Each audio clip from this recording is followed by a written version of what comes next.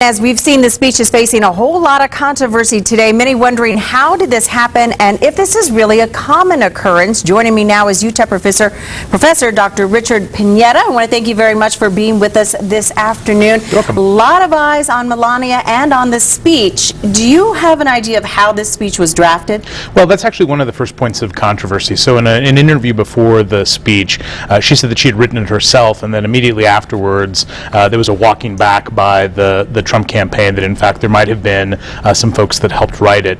Generally at the convention what happens is those speeches may be written individually, but a lot happens in what they call the boiler room, which is where speeches are vetted at the last minute, where they're tweaked, and usually that's where at a minimum a speech has gone over to make sure that there's nothing that goes too far afield.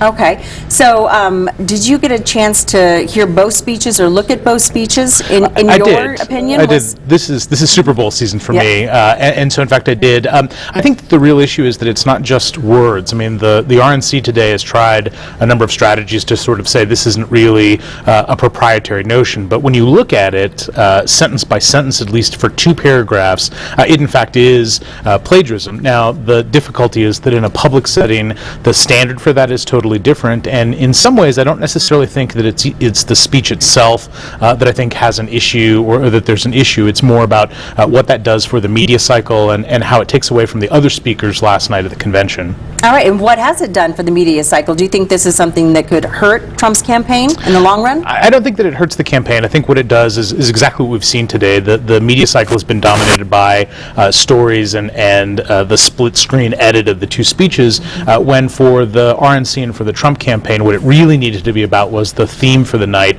which was keeping America safe. And so you lose out on the messages that former New York Mayor Giuliani had, former General Michael Flynn had, and those are really supposed to be the meat of what moves the campaign into the general election season. If you lose any energy during the convention, you're doing yourself a disservice. And so what did you think about her speech in general, away from the alleged plagiarism? You know, what is the purpose of bringing out his wife to speak, and what are they trying to accomplish? Well, this is, I think, another failed opportunity last night. The candidate's wife's speech really should be about humanizing the candidate.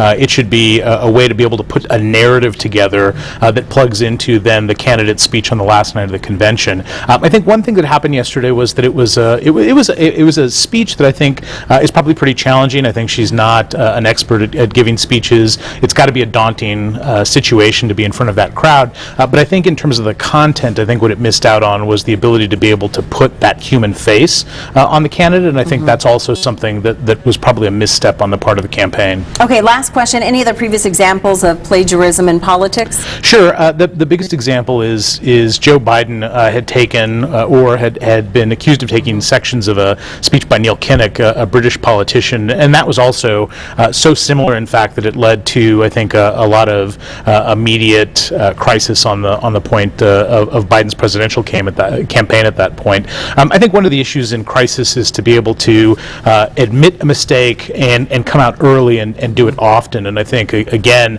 that's probably the big difference for last night's event, is that there's been multiple stories or multiple narratives about what happened, and nobody really has a good explanation of how to get past that. All right, we'll find out if we're going to still be talking about this tomorrow. Thank you so much for joining us this afternoon. You're welcome. Really appreciate it. And now we want to get to